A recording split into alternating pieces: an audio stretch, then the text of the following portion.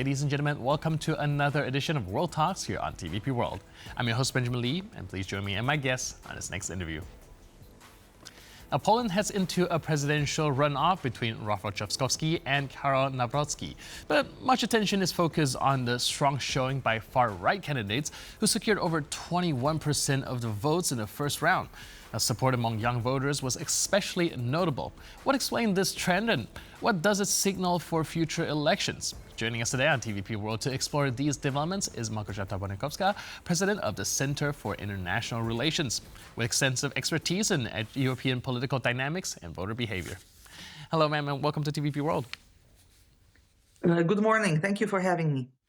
So first, can you help us understand this phenomenon of a lot of these younger voters voting for the far-right candidates that amounts to 21% and not non-substantial number of votes? Indeed, we believe it's basically because their memory is quite short. They don't realize what extremism can lead to, and they don't remember bad times in Poland and our region under the communist regime, under the Soviet bloc. So what they say, what they see, it's very bad for them.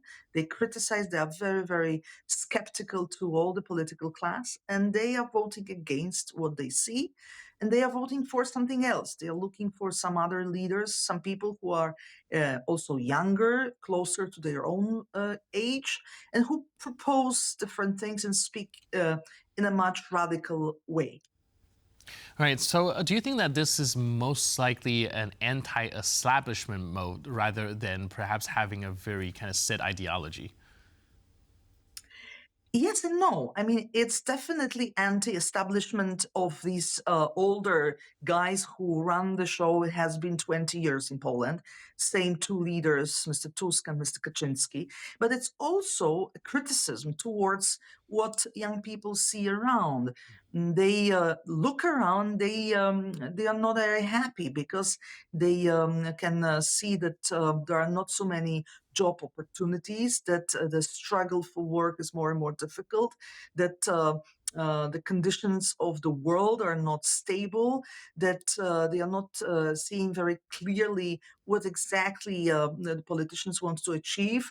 Then they are also more leftist or right wing, depends, because both the radical wings got most of the votes in Poland. So those who are at the radical right, they are not happy with this kind of liberal approach to life, while those on the radical left side, they are not happy with this moderate approach. They would like more and deeper changes, especially for LGBTQ people, for women. So both angles are more radical than it has been, let's say, 20 years ago, and the moderates are shrinking.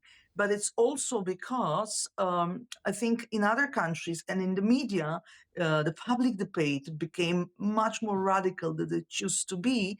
And I think young people cannot really compare it to what it was in the past. So they just believe that that's normal.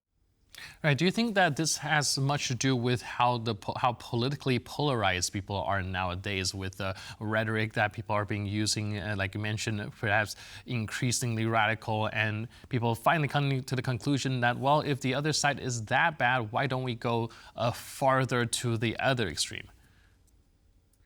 Yes, you're right. It's definitely a consequence of a much more radical language used in the public debate. Don't forget, the public debate actually is in the social media today. It's in internet. So there is a lot of very radical statement in the internet.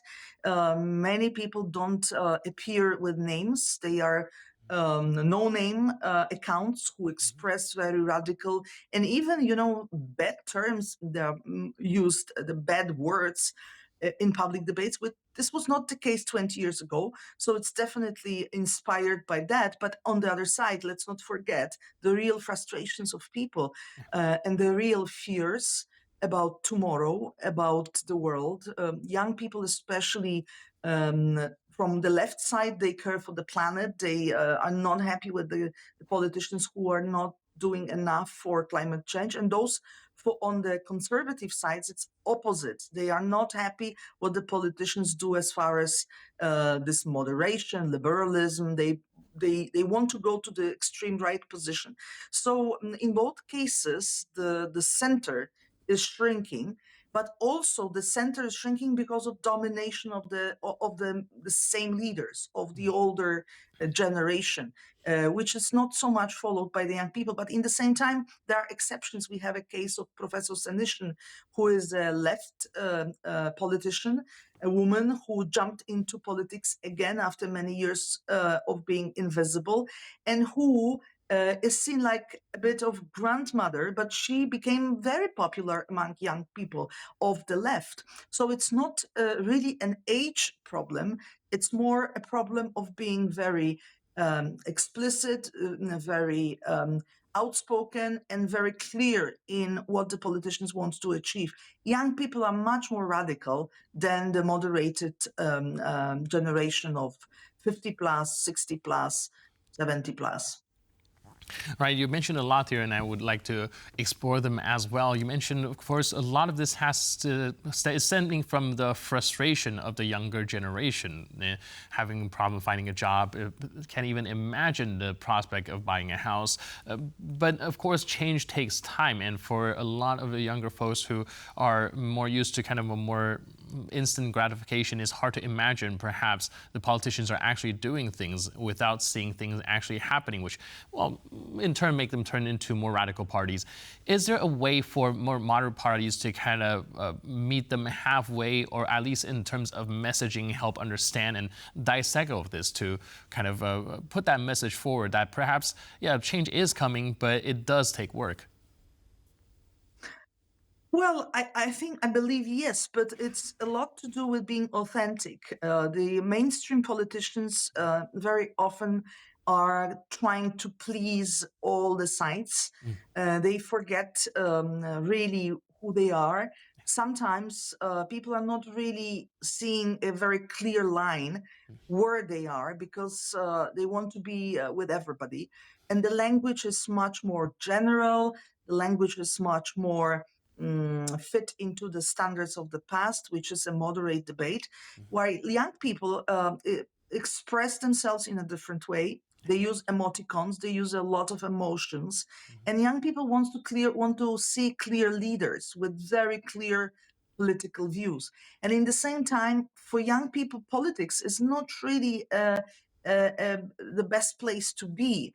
They are involved in public activities. Young people are inclined to be active, but not necessarily in a form of being politicians. They don't join political parties necessarily, but they are very skeptical to what they see, to the offer they get from the current politicians. And I think that's a challenge for the next generation, how to attract young people to serious politics, because they don't see that this is an attractive offer for life.